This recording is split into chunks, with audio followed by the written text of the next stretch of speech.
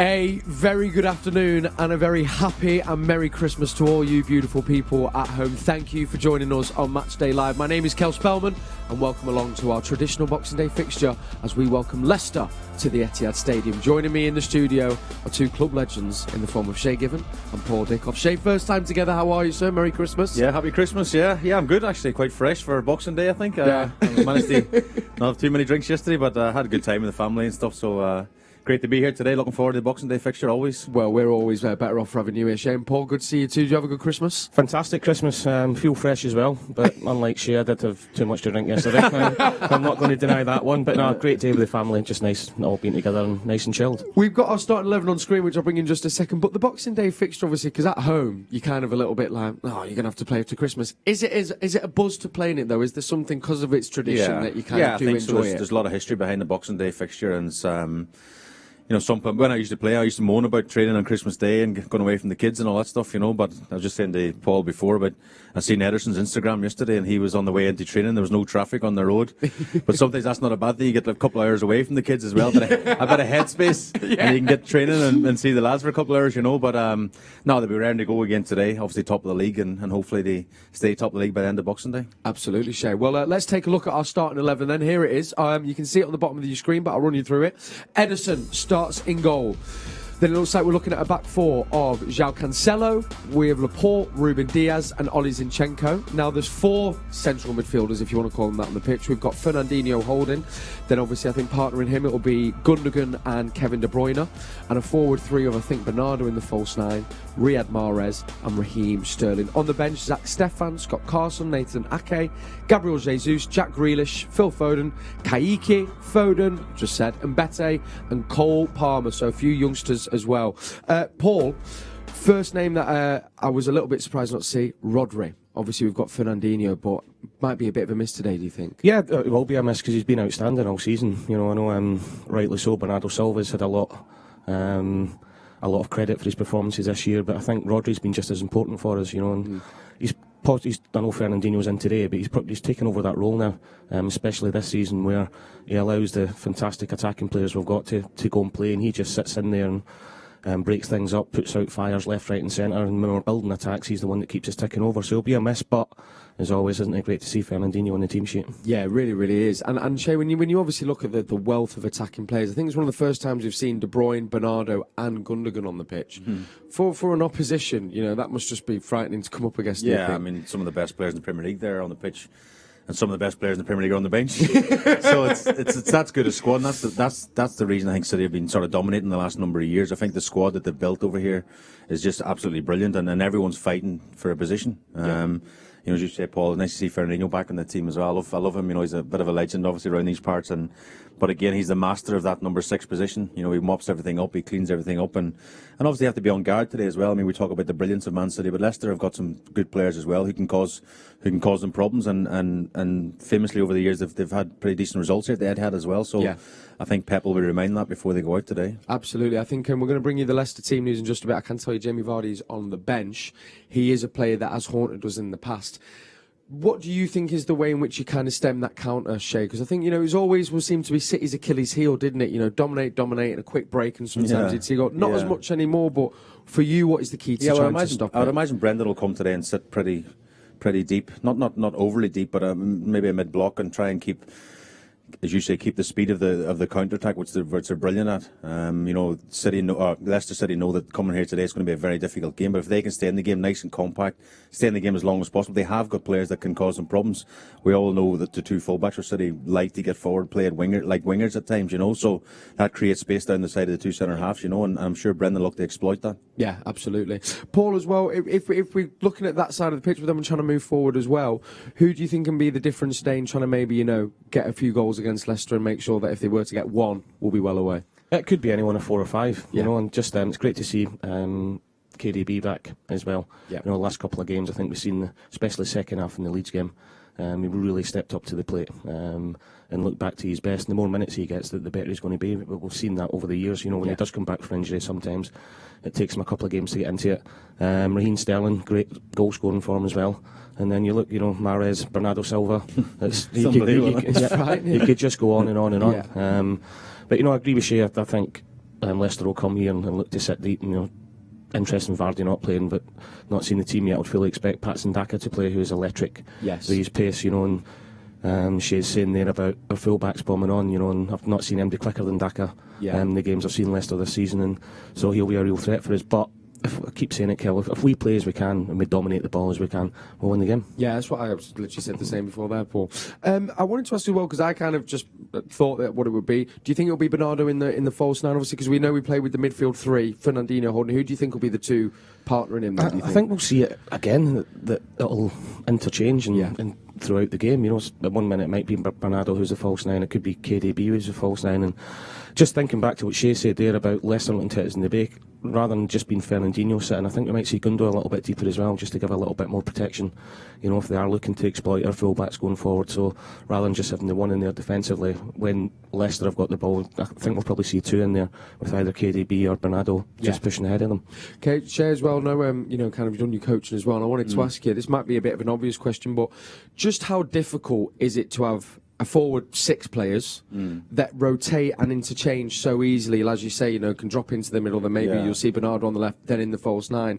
Is that purely ability, or is that also coaching as well? I think it's a coaching as well, but I think, obviously Pep's one of the best managers in the world. I think the coaching every day, and it's drilled into them, whoever plays in whatever position, they know exactly their roles and responsibilities in that position. And the difficult thing for any manager like Brendan Rodgers today will be, the defence, who picks up who. Yeah. Because we're just looking at the team sheet ourselves, and who do you think is going to be a 9, who's going to be, they're so good at rotating and they're so good at playing in different positions.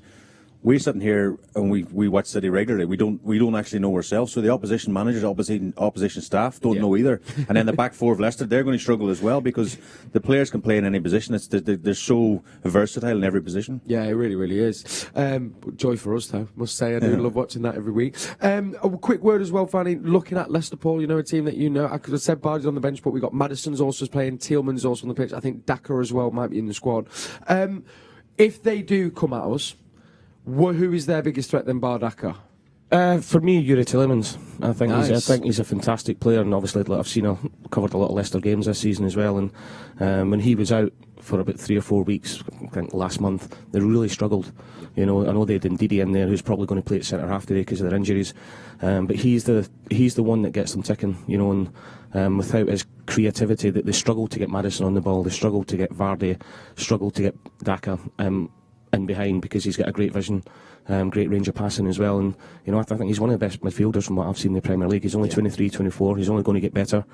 So for me, as much as we'll talk about Maddison and Vardy or Daka or whoever's going to play up top, he's the one that gets them playing. Do you think Leicester are going a bit disappointed with kind of where they're currently sitting in the table, Shay, in the season so far? Because they started so well. Yeah, I think so. They started well, and then they had a rocky patch, and it's like they're getting back again to where Brendan, I think, wants them. I think Paul mentioned before about Leicester over the last few years being overachievers, really, because of the squad of players. They've got some very good players, don't get me wrong, but not the biggest squad and not the biggest budget, but they're always challenging for European positions. Yeah. Of course, won the FA Cup recently, and 4 or 5 years ago won the league, so no one would ever have thought that. But I really like Brendan Rodgers a lot, actually. I'm really impressed with him as a manager, how he sets his teams up, the systems they play, and even I remember coming here one night actually to watch a few years ago now, but was City against Celtic in the Champions League when Brendan was manager, and the way he set up even that night in Celtic, obviously with a poorer squad than City, but really struggled to break them down. And I think Brendan tactically is very, very strong. Yeah, I think as well. Sorry, Paul, do you want to add to that? No, I'm just saying, talking about Leicester going forward, the biggest problems this season has been defensively. Yeah, and I think they've only had 1 clean sheet in the last 17, 18 games. That was against Newcastle. Yeah. They have had injuries. Johnny Evans most recently. Fofana is a big miss. Ricardo Pereira out again. Castagna's been in and out. Yeah. Young James Justin. Big players for them. You can talk about Leicester having fantastic players going forward. If you don't keep clean sheets in the Premier League, you're going to struggle, and that's been the biggest thing. And coming against a City team that was winning 8 games in a row, scoring goals for fun, defensively, I'm a worry for Leicester, not just today, but going forward. Moving forward as well. And off what you've just said there, Shay, do you think this is the best Pep Guardiola City team we've seen over the last few weeks, the way we're playing? Yeah, I think it's exciting to watch. That obviously don't want to kill the game today, but every game you come, touch wood, that we see lots of goals, see lots of chances, and mostly oppositions on the back foot trying to stop the stem of attacks on their goal. hopefully that'll be the same today.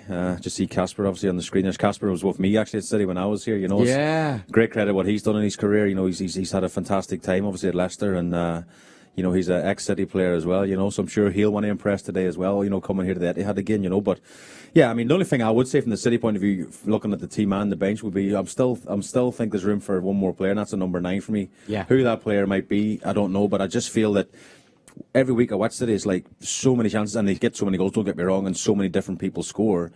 But I do think if there's an out-and-out 9, and Paul will probably tell you better, as he knows the position better than me, is between the sticks, they would get a lot more goals, and that'd be a real fear for opposition, I think. Yeah, it would, but it's hard to argue, isn't it? A couple of weeks ago we're sitting looking at, people are talking about it a lot, we're 11 goals behind Liverpool in goal difference, and yet again, every time that happens, every time we don't score, the old argument's going to come out about needing a number 9. Yeah. A couple of games later we've scored 11 goals, and we've brought that goal difference right back down again, so it's a difficult one. I think every time City do miss a lot of chances or don't get the result that they need or don't score, that's always going to come back. That's the one. I think people from the outside, because we're that good, that's the only thing they can possibly point. I think what you would say probably in the media last summer as well. Obviously, they were heavily linked with Harry Kane, wasn't it? Yes, yeah. So I don't think it was any secret that the club were looking for number 9, and because they didn't fill that position, then the powers that be behind the scenes, I'm sure, are looking at some of the top number 9s. And we were just talking in the car on the way in about Haaland on the way in.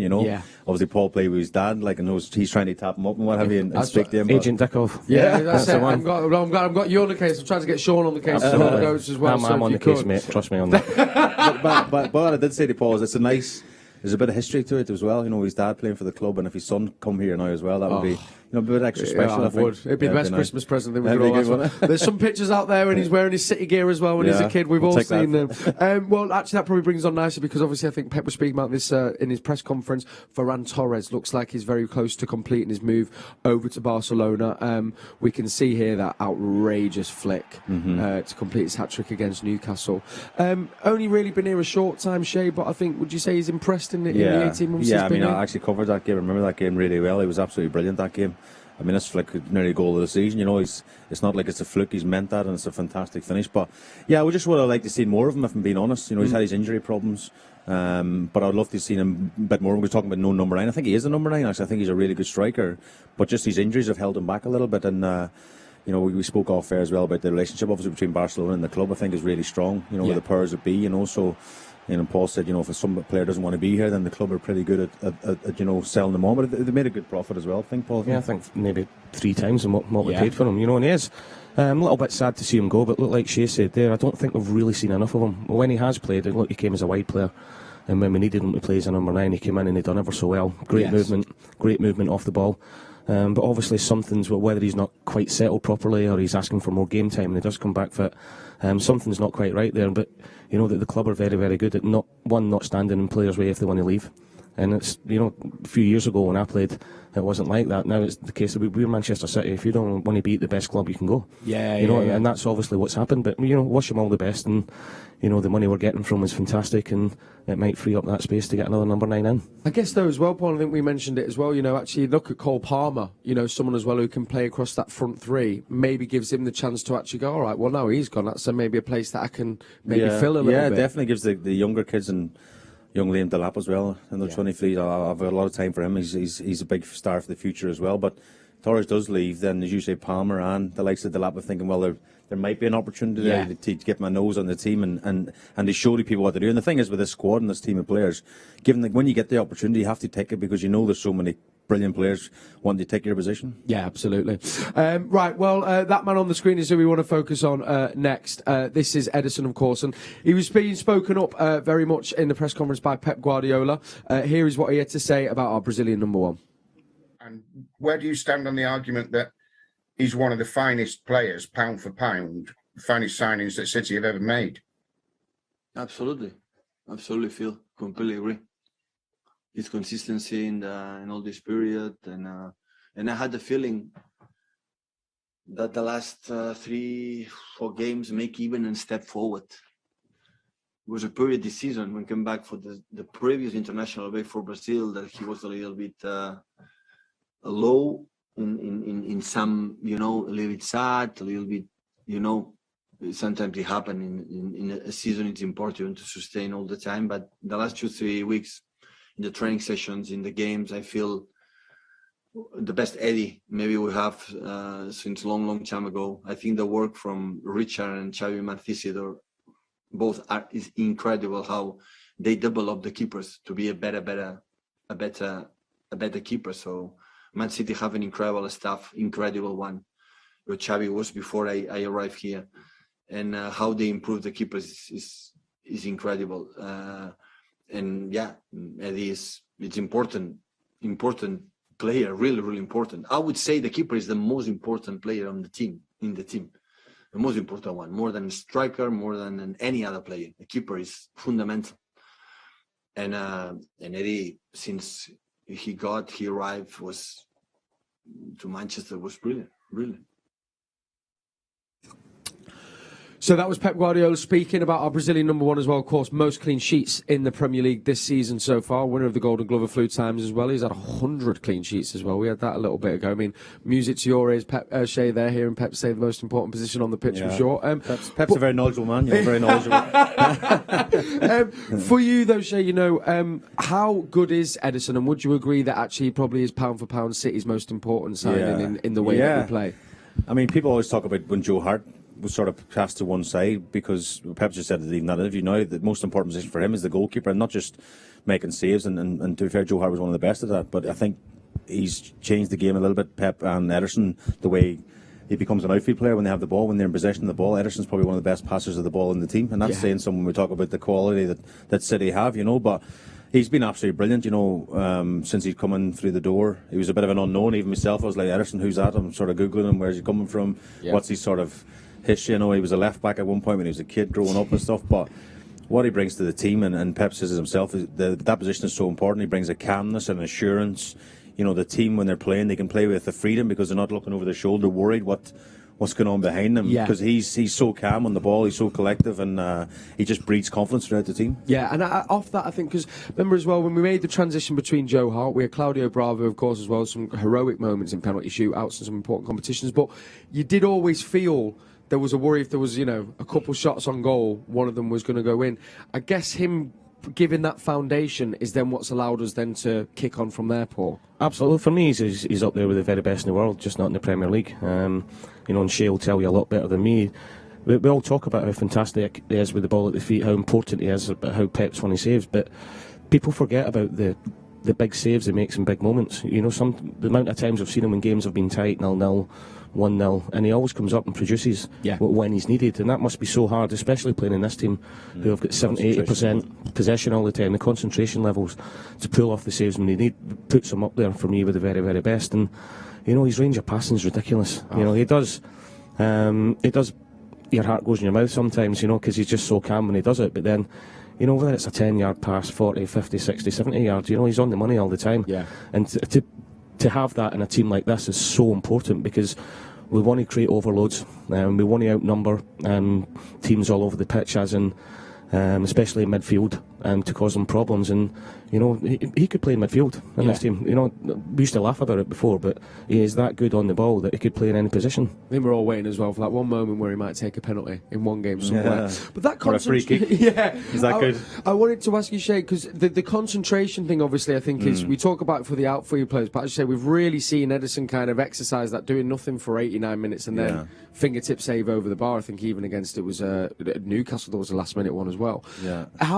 How difficult is that? Can you train that kind of concentration, or does that have to come from the man himself? I think it's to keep focused and keep concentrating. Sometimes I would have played a game and I would come off the pitch absolutely sweating and drenched and drained, and I didn't make one save. Yeah. People like the lads would go, what are you sweating for? Do you know what I mean? But literally the concentration levels, you're always focused, you're always, not letting your mind wander off and stuff. And when you play in a top team like Manchester City are, then it's only one of them key moments. I mean, the last game I covered here for City TV was Aston Villa, and he made a brilliant save. I think it was, I think it might have been 1-1 or 2-1, whatever, but it was a game. It was a match-winning save because it gained them an extra 2 points. But sometimes it gets unnoticed because 7-0, 4-0, 3-0, or even Villa 2-1, whatever it is. But then big saves and big moments, that's why he's a top keeper. Yeah, and I wanted to ask you as well, I'm not sure you kind of follow, but it seems to be the conveyor belt of goalkeepers coming out of Manchester City at the moment. I mean, I can't find a club that can't do it. I mean, because you've got Gavin Bazuna, who's doing absolutely brilliant. Muric, of course, who kind of a little bit shaky beginning, but doing well in the Championship now. Kieran Slicker, James Trafford. We've got Zach Stefan, do you know what I mean, as our number 2. are you? I mean, how have we gone about acquiring all these keepers? Well, it seems to be. I think recruitment's been great. I mean, Javi and Richard Wright, you know, and Cheeky, obviously they get the best recruitment. Scott Carson here as well. I work with at Derby as well, you know. So I think they've got a right mix of people as well within the camp, because they have to train every day. There's only one person who can play on a Saturday, you know. But every time you see the keepers warming up here or together, they're always having good bond together. You know, I think that's important as well. Bringing the right characters to the football club as well. You know, I think they've got the balance right. Yeah, and I think that comes from Cheeky, doesn't it, Paul? I think because when now the signing of a player, it doesn't just involve, you know, can they do this and how good is the ability? I think there seems to be a more 360 approach of who they are as people and what their background is. It's the whole package in the recruitment, and I know through speaking to Cheeky a few times, it's just not about what they do on the pitch. They look at what they're like as a person, their mentality, their attitude, first and foremost. But they also look at, can they play in different positions? You know, because we're talking about the team today, who's going to play where, can they rotate, can, you know, De Bruyne will be out wide 1 minute, then he'll be central, and vice versa with the rest of the team. So there's a lot more data that goes into it, there's a lot more research that goes into it.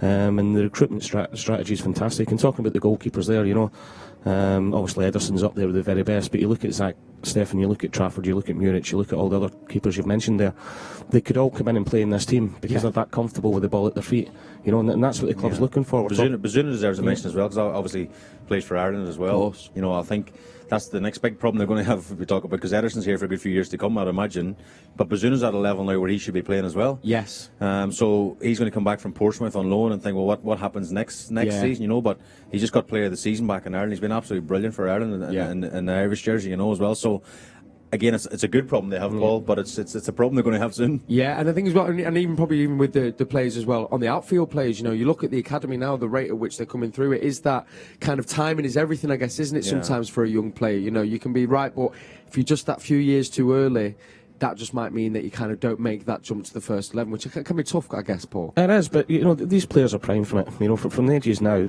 from the under 10s all the way through to the EDS team, you know, they know exactly what they're doing. I love the way that they manage it. The younger age groups always play a year up, so they're always testing themselves all the time, you know, and it's great. They're talking about Cole Palmer, great to see him, Betty on the bench today, you know, McAtee we've seen recently, so we've got some fantastic young talent, but it's all about when you get in there, the hardest thing's to stay in there, Shay, isn't it? Sometimes the easiest thing is to get that first call up and get your first game. It's then you've got to stay there and kick on again. Keep that level. The good thing as well about the young kids coming through as well, but it shows the investment the club have put into the academy, the training ground, the facilities, and we talk about Cheeky, the recruitment's been absolutely brilliant all the way through the different levels, you know, so I think the club behind the scenes has got to take a lot of credit for that. Yeah. Can I ask you as well, Shay, Zach Steffen, you know, he's an American, you know, international number one. Number 2 for us, but when he's played, you can see probably would step into most Premier League teams. Yeah. There is the good energy around the club, but how difficult is it being a number 2 when you actually probably in your own right should be a number 1? Yeah, well, it's another problem they probably have as well, because, he'll come here now for a couple of seasons, and rightly so, Ederson's the number 1. He's a top keeper, but he'll be thinking, when's my opportunity? When am I going to get a chance, you know? I know this sounds a bit bad, but you might be hoping for a little bit of a, not a mad injury, but maybe a 3 or 4 week injury to Ederson. I might get the opportunity to get a run of games in the team. But even still, if that was the case, you'd probably think Ederson would come back into the team. So again, it might be another problem. Maybe next summer or the summer after, thinking, you know, I'm good enough to be playing in the Premier League or another top league in world football, you know. So that's just getting the balance right. But he will get itchy feet. He will want to play football, that's for sure. Did you ever go through that in your career? I mean, kind of when you were here, you were always established as number 1. Yeah. Towards the end of my career, I was number 1, mate, weren't you? No, I wasn't. No, me and Joe, I fought it out a bit here. I mean, obviously, when Joe came back from loan in Birmingham, then he got put in the team with Mancini, you know. So I was just of the opinion of, even from when I left home at 16, I wanted to play every game, and every game I missed, be it through injury or not selected or whatever it was a game I could never get back, you know. Yeah. So I was never ever happy sitting on the bench. I was always feeling like I was missing out, like a kid on Christmas. I felt like I was missing out on something, you know. But I think competition is good, but at the same time, if the number 2 or the number 3 who are good enough probably to play in the first team don't get the opportunity after a couple of seasons, they'll probably want to look to move to further their career. Yeah. I think it must be the hardest position. Yeah. As in being in the bench, you know. At least, you know, as a striker, as a midfielder, as a defender, every week there's opportunity. There's a big chance that you're going to get in that pitch. You know, I think being a number 2, first and foremost, your mentality, it must be so Pep's strong. got 2 keepers on the bench today. Stefan and Carson's on the bench, so maybe he's going to make a change after an hour today. Give him a run out, perhaps. Isn't it? Yeah, it really is. But I think as well, because you talk about, I mean, Scott Carson, obviously, we've seen what he seems to be in that little bit more player-coach role, doesn't he? I think as well, the relationship between Edison and Scott Carson is meant to be brilliant. I guess having them that wise ahead in Richard Wright as well will be great for those keepers. I mean, I worked every day with Scott, obviously, at Derby, you know, so I've got a lot of time for Scott Carson.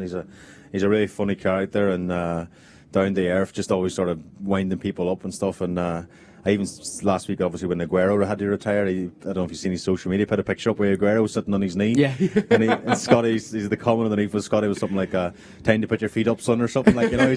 He's sort of that fatherly figure within the squad, like, you know. But he's still a very good goalkeeper as well. Yeah, absolutely. Well, listen, speaking of goalkeepers, this is a great little plug here from myself. Edison, there is a documentary on City Plus all about our Brazilian number 1. Fantastic. It's in 3 parts. The place to watch that is City Plus. And I can also reveal that there's some other... There's some documentaries coming up as well on Stephen Island and King Clancy. I don't know if that's an exclusive. I think it... Yep, isn't it? There you go. Well, they're on the way to City Plus as well, so sign up to there, watch the Edison one, and some more festive treats coming on the way as well. And also today, not only have I got Shay Given and Paul Dickov with me on Matchday Live, Sean Gota is with Alistair Mann. He's looking after commentary on the City apps. Obviously, none of the games are on TV today, so if you want to get the closest and best Man City commentary, that's where you need to go. The Manchester City app, you can find Sean Gota and Alistair Mann. Gents, let's take a look at the Leicester team then. We have, if you've just tuned in, we've spoken about the City one, hopefully you've seen it at the bottom, but Leicester looks like this. Schmeichel starts in goal, of course, familiar name there for most Manchester City fans. He was with us when he was younger. Albrighton, Amate, Vestergaard, Thomas, Perez, Tielemans is singled out by Paul Dickov earlier on in the show, Dewsbury Hall, Lookman, Maddison, and there's a name that we all think will always bring a smile to our face. Kalichi Iheanacho starts, and I can tell you Jamie Vardy on the bench. We was singling out Daka at the beginning of the show, but he's not in the matchday squad at all, so maybe down to injury or possibly illness.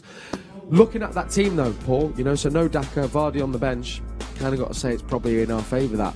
It is. No Ndidi either, no Soyuncu, all the problems we've spoke about the centre half, and you know, looking at the team here, it looks as if it's a back 4, and then you've got Jose Perez, Tielemans, Dewsbury Hall, Lookman, Maddison, and Iheanacho, all attacking players. Yeah. So it looks as if he's going 4-6, which is quite brave if you're coming here. But wonderful attacking players on the pitch. But I just wonder, one, where the cover for the defence is going to be in the middle of the park, and 2, I'm looking at the back 4. You know, Brighton, fantastic pro.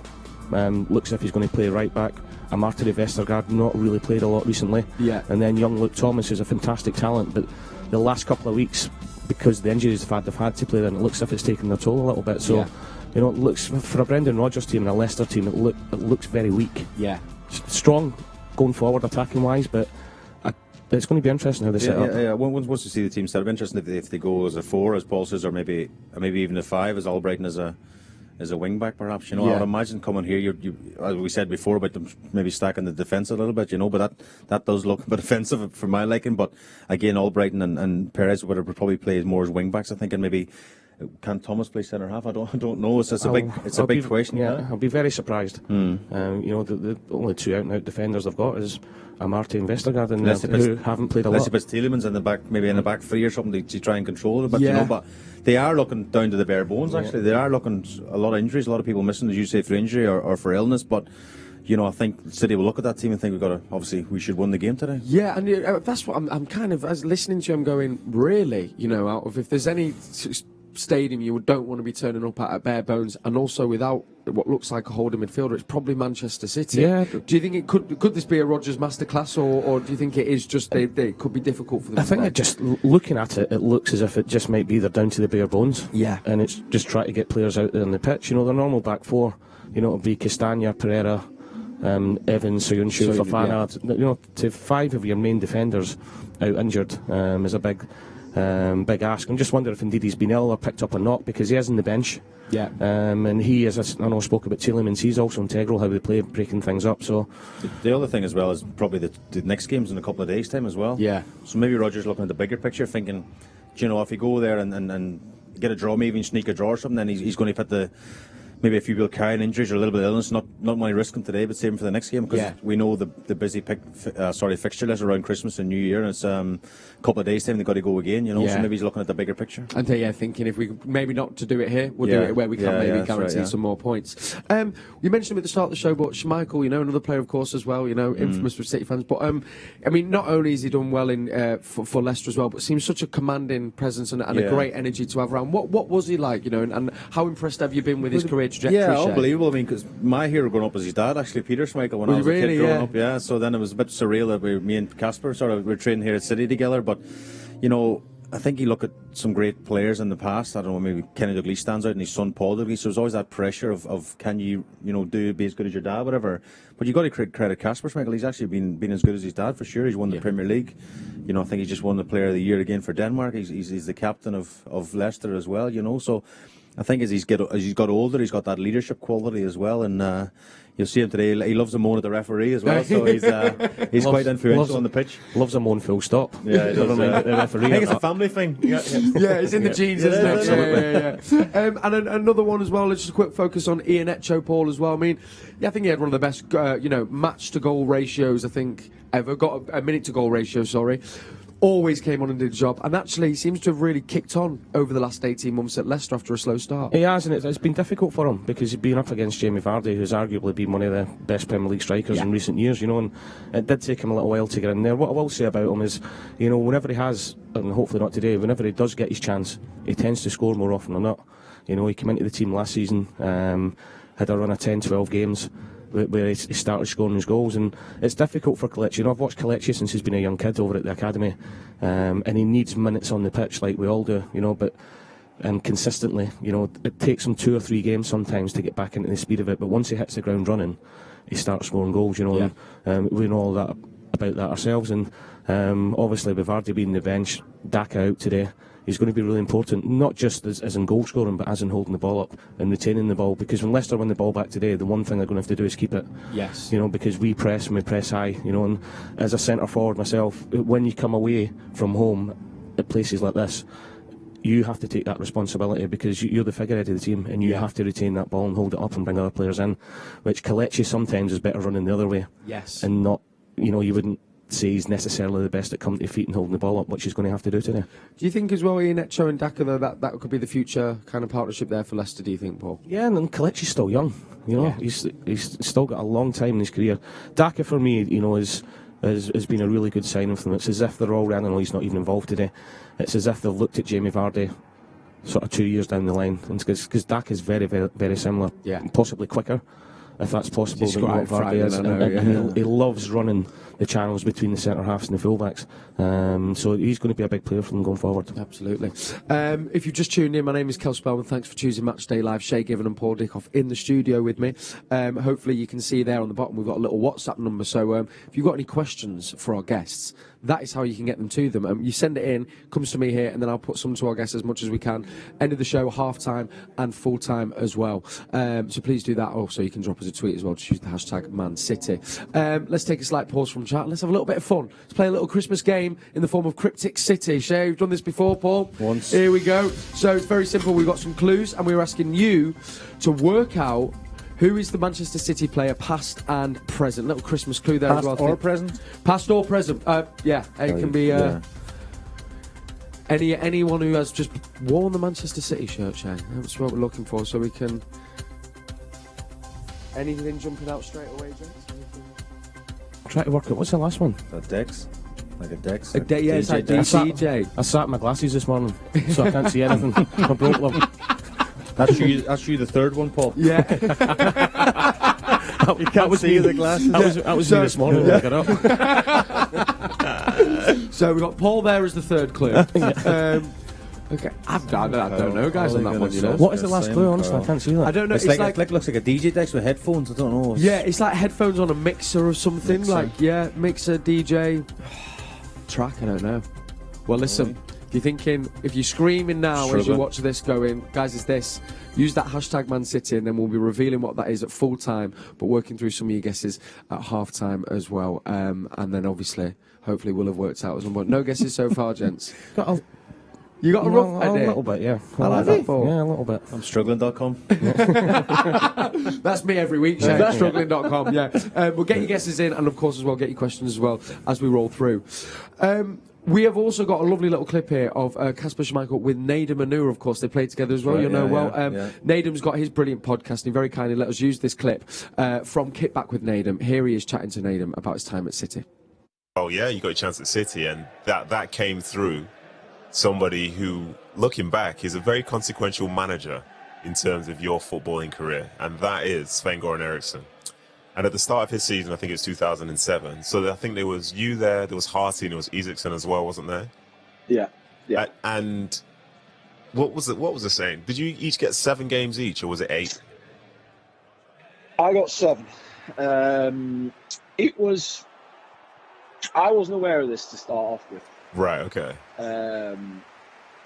What happened was, we were kind of, I looking back, I had a really good pre-season, and I think Sven was surprised. I think I surprised him. I didn't think, he didn't think I was as good as I was. Yeah. And I had, we played a game in Sweden on I think it was against Karlstad. And I came on at half-time. I proper had the hump as well, because I wasn't starting the game. And I came on, and I kind of had a point to prove, and I ended up having a stall. I saved the penalty as well. I had some great passing, and it was like a really good game for me, that second half. And after that, things kind of changed the way Sven looked at me, I think. Okay. Or at least that was how I felt. And we ended up going into the week before the game, the first game of the season, which was West Ham away, where Andreas was injured. And we did a warm-up where it was one of them where the coach, right, everyone getting 3s or getting 4, anyway. And Harty jumped over on me, and he caught his finger on the back of my shirt and dislocated his little finger, and ended up not being able to train for a couple of days, which meant it was only me that was fit. And then Harty came back, I think on a Thursday or so, and trained fine, and he was fine. And there was this question mark, who's going to play? I didn't know. Apparently everyone else did, but I didn't. I hadn't been told.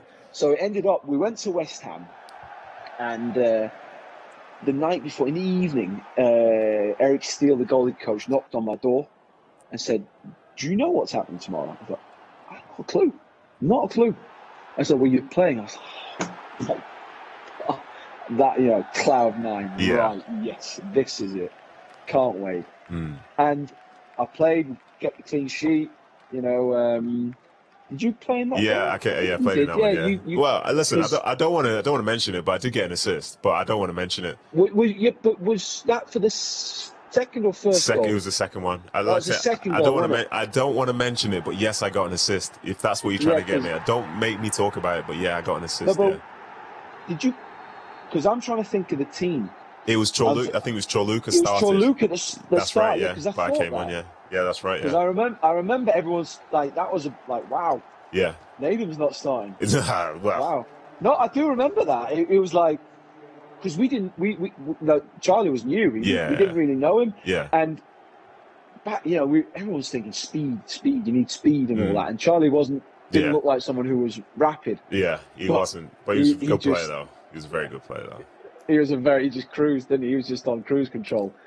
But it was a great game. I remember, and the feeling was incredible. That is Kasper Schmeichel there speaking with Nadim Manur on his podcast Kick Back with Nadim of his time at Manchester City.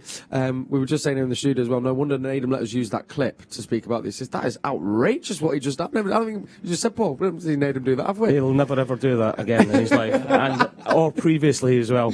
But no, it was nice to see Kasper as modest as ever in the clip, wasn't it?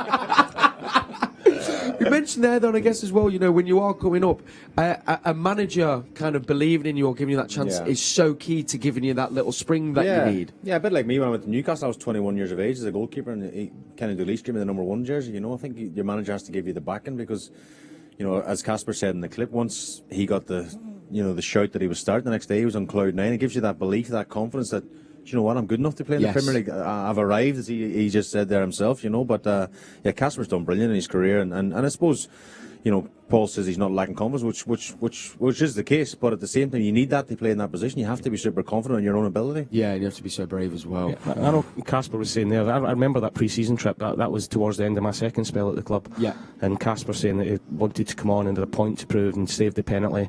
For me, being a senior pro then, sort of watching what was happening with the goalkeepers or watching from the background, Sven had just come into the club. I think Casper was always starting that season. Yeah. You just got the feeling that Sven really, really rated him. Not saying he didn't with Joe or with Andre Isaacson, but you just got the feeling that Casper was the next one that was going to come in. You know, because he came in, and I know Stephen Ireland and people like that made him had played before. Yeah. But I think Sven gave them the belief that they were actually first-team players and they could play every week. And you just got that feeling within the changing room that Casper was Sven's number one right from the very start in pre-season. What you would say on Casper as well, and I spoke about it briefly about Bazuna and Stefan, whatever, is about he didn't want to stay here sitting on the bench. He didn't want to be second or third choice. Yeah. When he wasn't starting in the following season or whatever it was, he went to Notts County, he went to Leeds, he went to, obviously ended up at Leicester now for a long number of years, you know, but he was hungry to prove to people that he's good enough to play at this level.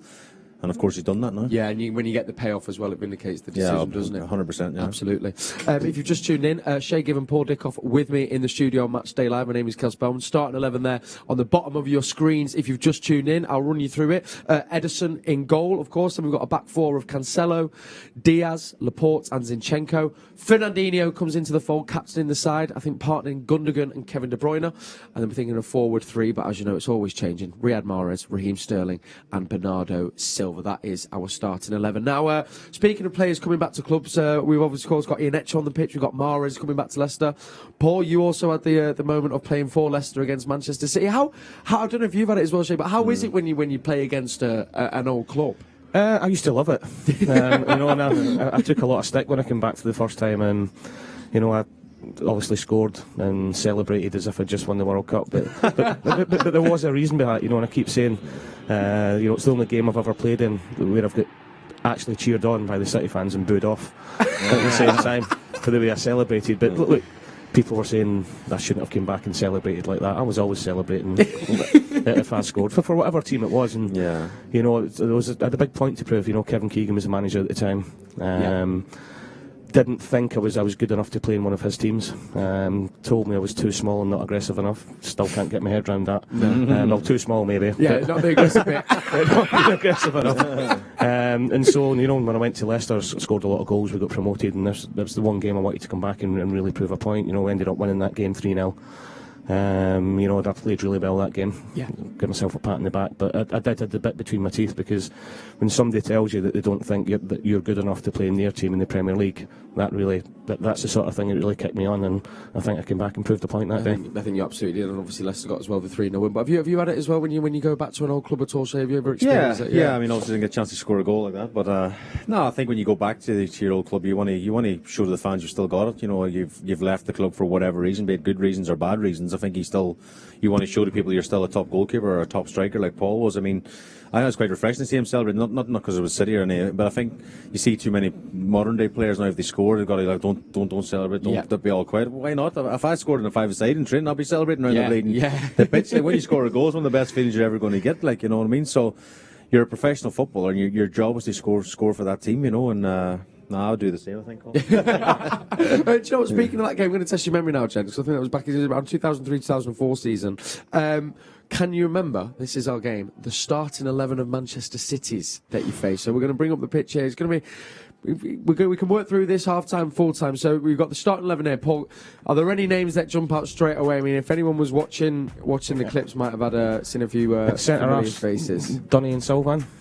Donny and Sylvan. I remember Sylvan because he gave away the penalty for me. I was in his ear all game. In his ear all game, and he eventually snapped and just turned around and smashed me off the ball. Penalty. So my job was done. That was it. Oh, no way. And the funny thing about that, because Sylvan was going mad. And I think he wanted to kill me after the game, and literally a couple of weeks later he moved in next door to me. it was awkward to say the least for a couple of times. It was. Yeah. Two's in there. Yeah, two in there straight away. We've got Dundistan. I mean, Danny Mills, no? Danny Mills in there? No. Danny Mills is not in there. Goalkeeper, who was the goalkeeper? He scored past there. Was it Kevin Ellegard? What was it called? See there. Don't know.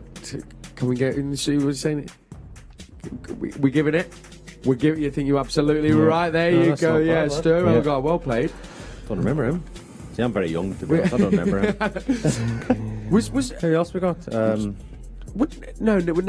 Yeah, I was going to say, was Needham No. knocking around in there at the time? No. I should know this really. I played Stephen in it. Ireland. Stephen Needham. Ireland. Corluka was Corluka playing for City then? Charlie Luca. Just trying to think who the left back was. Garrido. Yeah, it might have been Javi. Javi Garrido. No? Was it Javi Garrido? Was Javi Garrido there? Incorrect. Good guess though. Tell you what. Well, listen, we've started off well here. Fowler, McManaman. Andy Cole. Robbie Fowler. Cole. Steve McManaman is in the starting 11. That's it. Yeah. Trev Sinclair. Trevor Sinclair. No, Trevor Sinclair. No. Trying to think who the strikers as well could have been at that time. In Arsenal, also no. Giovanni. No. Was Giovanni in there? Andy Cole played for didn't he? What? Robbie Fowler. Fowler was saying something there. Dan Huckabee. We call small strikers at Villa as No, well. Darren Huckabee. No. We call small strikers at Villa as well. Vassell. There's Vass. Yeah, for sale. Vassell. Was Vassell? You're No. winding me up He said now. one of the You're winding strikers. me He up. said this, out of the two strikers, there is one big striker. Big striker. That's the clue we're getting in the gallery. Ringing any bells? Wasn't Paul then? Or Sean Definitely Phillips? wasn't me. Big striker. They said, do you know Wasn't what? goat? Wasn't the goat? Was it? Was it Paulo. Who? Chop. Paolo One Chop? Is Paolo One Chop in there? Don't think it was. No. Yeah, it was. He was. Chop, There he yeah. is. Big Choppy. We had a great clip as well from One Chop back in the day. He was a great player. I enjoyed One Chop. Was he a good guy, Paul? Fantastic guy. Was he? Yeah. I mean, 6'5". Didn't always know what he wanted to do when he got the ball, which caused a huge problem for defenders in themselves, but just an absolute gentleman. Yeah, absolutely. Well, listen, we're going to be working through that in the show. We've got to go in there. We'll take four. It's respectable. But if you're at home thinking you've got any guesses, use that WhatsApp number. Throw in your guesses. Maybe put a question in there as well. And, of course, you can tweet us some of your guesses as well. We're going to fill out that. Stephen Jordan. Stephen Jordan. Was Stephen Jordan there? Don't think Stephen Jordan is in there. Okay, no. We'll keep the cogs turning in here, but get the guesses in as well, please, and we'll be putting them to that team sheet at half-time and full-time, because remember, that's when we'll come back to speak about the game that's about to take place out here in, well, not too long to go now. The boys have just gone back into the tunnel there. If you've just tuned in, Shay and Paul Dickov in the studio. This is Matchday Live. We're about to take on Leicester in our traditional Boxing Day fixture. What do you think the game plan is going to be for the boys today, Shay? Do you think it's very much kind of do what they're doing, or will they have to change anything to maybe combat I don't think Leicester? he'll change too much, to be honest. I mean, they're really flying high at the minute. They're top of the league, as they scoring goals, creating chances. I don't think you'll see much different than that today. And it's just how Leicester. Looking at Leicester, they look like obviously they're missing a lot of players today. You know, so they'll be. I would imagine Brendan will be sitting down at the minute, a little bit worried, if I'm being honest, because they haven't got all the best players on show. But forget Leicester for now. We're here for City, and I think City, if they can do what they've been doing in the last few weeks, then I can't see anything else than 3 points today. Absolutely, and if we're looking at the bench as well, is there anyone there, Paul, you think we'd like to maybe see? I mean, we're always, I think, looking forward to seeing Palmer as well, but I guess Kaique as well is the young Brazilian. Glad you said that name first. I thought you were putting that on me there. There's been lots of deliberation about the project, but I think I've got that right. But I mean, he's another player as well that's really, I think, highly thought of, isn't he? Yeah, he's only young, and look, when he signed, you can only look at the clips that you've seen of him in 17, 18, but he looks a super talent. Yeah. So it's great to see him in the first team for a start, and hopefully we get some pitch time. As always, we'd love to see Cole Palmer on the pitch. You know, he's taken his game to a different level. And then look, you've got Gabriel Jesus, Phil Foden, Jack Grealish on there as well, so it's not too bad. It's not too bad at all, is it? Do a focus on Riyad Mahrez. Of course, he's a man that won the league with Leicester, and then we've signed him as well. I think for Leicester, he did 179 appearances, 48 goals, 38 assists. For us, of course, as well. Remember, he hit his 50 goals for Manchester City not too long ago, and 41 assists. Arguably, I think we've said this, Paul, I think the best first touch in Europe for me. But, I mean, as, for a defender, he must be a nightmare to come up against. A nightmare, because you say the defender, show him outside, show him inside, show him away from goal. But he's so sharp on his feet. His little shimmies, his little movements, and then you can see sometimes half of the stand going to one way when he moves his body. He's so quick, honestly. Yeah. So it's very difficult for a coach or a manager to say, to show him one way, because he can go both ways, and he's just so sharp. You see one when they're flying in with his right foot, which is maybe a rarity, but if you do show him on his weaker foot, he's still a brilliant finish. He's been absolutely brilliant since he come to the club, and again keeps his position as Paul said. There's some brilliant players on the bench, but he deserves to be in the team because of his performances. Couldn't agree more. And I guess, Paul, I don't know if you'd agree with this, but I really feel like he's almost, when you see a pro almost kind of take on, almost becoming one of the older players of the team. He stepped up in the Champions League last season, was instrumental in taking the penalties, and obviously in the Champions League this season as well. He always seems to now step up and deliver in the big games, which I think is taking him to that next level. He is, and look, I think 50 goals already for him. What is it, 4 seasons he's been here? Yeah. For a wide player is phenomenal in itself, and I know we play a false number 9. He's very rarely plays that position. His assists that he gets, and you're bang on. Look, he struggled a little bit when he first came in. Yeah. He was at Leicester, he was the main man, everything went through him at Leicester, whether he was scoring or creating, and it takes time to adjust. Do you think that's similar to Jack Grealish at the minute, would you say? 100%. Yeah. But now that he has adjusted to it, the last couple of seasons in the big games, he's really stepped up to the plate, and he must be a nightmare for a fullback. But 9 times out of 10 he's going to go inside, on his left foot. We all know, sitting watching, he's going to do it. The defenders know they're going to do it. The goalkeeper of the net knows he's going to do it, but still nobody can stop him. Which is he's just a super talent. And as you said now, sort of as one of the senior players in the dressing room, it's as if that responsibility has brought his game on even more. Yeah. That's sometimes the fans don't see as well, like as coaches, or when you analyse the game after and says, well, we showed you the video beforehand. Mahrez 9 times out of 10 cuts inside, get him outside, but his shimmy and the quickness of feet, you know what's coming, but you still, sometimes you slow it down and camera replays and TV replays, and well, you'd see he was going there, but it happens so quick on the pitch. It's like we're talking like, I don't know, 0.2, 0.3 of a second, and he's gone. Like, he's so fast, he's gone. It's because we sit on the second tier here in the stadium. Sometimes we'll move the seats to kind of pitch side. Some difference. And my goodness, what you say, the speed of what things are happening is frightening. Like, and I can't even imagine now what it'd be like to come up against that City team, because the rate they do things, I just think it's baffling watching it. Do you know what I mean? Final word though on Mahrez, because as well, African Cup of Nations, and he has been called up for Algeria as the captain. Do you think we're going to really feel that miss, Shay, or do you think obviously we've got? Well, I think we feel the miss. Me and Paul actually spoke on the way in about Liverpool. They've got more players missing. The players they're going to lose out. I think obviously Mahrez will be a miss, but the likes of Jack and Foden on the bench and even Jesus on the bench as well. I mean, there is players who can play that position. I think City will get less hurt than maybe the likes of Liverpool. Yeah, absolutely. And I wanted to pick up something you said there, Shay, because funnily enough, Cancelo and Grealish mentioned this about needing that season to adapt. And it does seem to be with most City signings needing a season. Why do you think that is, Paul?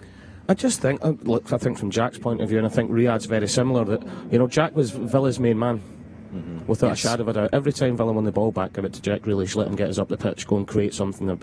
But this setup and the way the team plays is completely different, and it's a lot more possession based. And it's all about keeping the ball and waiting for the right time. I think Cancelo's a great example. When he first came in, he really struggled to come to terms with how Manchester City play, and maybe what Pep wanted him to do. But after they've got that season under the belt and they realise, and it sort of sinks in, it's like repetition in training. You end up going out onto the pitch and doing it naturally. Whereas I think sometimes when you first come in, you overthink it. Yes. It's like he wants me to do this, and again, probably going back to Jack, he probably has to change his game a little bit, because as Paul rightly says, at Villa they got the ball and he was asked to run with the ball and get them up the pitch, whereas at City, Pep's probably asked him to do the opposite. Want you 1 or 2 touch, move the ball quickly, because we've got so many quick players and get away from opposition. So mentally, he's been told to do this all his career. Now he's come here, he's got to change his game a little bit, and that does take time. Yeah, it really, really does. And I think as well, sometimes fans, we can forget that just a little bit. Gents, it's been an absolute pleasure. I could stay chatting to you all day, but we can see there our team is on the tunnel as we take on Leicester. Now, remember as well, quickly download that Manchester City app if you've not already. Not only do you get kind of City content through and through, but also that's where you can get our matchday commentary specific to Manchester City. And honestly, I mean, a bit biased, but it is one of the best, because you've got Alistair Mann there, season pro, and today he's joined by Sean Goater. So if you want to hear their take on the game and follow it with them, download the Manchester City app. Before I hand over to Alistair Mann though, gents, last thing for me to do is ask you for your predictions. Shay, how can you see this one playing now? What are you thinking? Well, I can only see a Man City one, if I'm being honest, especially after seeing the Leicester team as well. City are really high in confidence as well at the minute, so I'm just going to try and be gentle to Leicester and Casper Schmeichel. I'm going to go 3-0 Man City. 3-0, Paul? No disrespect to Leicester. I've still got a lot of friends there. But looking at the team, looking at how we're playing, I'm going to go 5-0. 5? Wow. Well, That sounds disrespectful to me. That would be a Christmas treat there for City fans, wouldn't it? Well, listen, gents, thank you. And remember, get your questions in for us as well, because we're going to be back at half-time and full-time speaking about all the action taking place on that pitch behind us. Thank you for joining us. And I'll see you at half-time. Last thing for me to say, come on, City.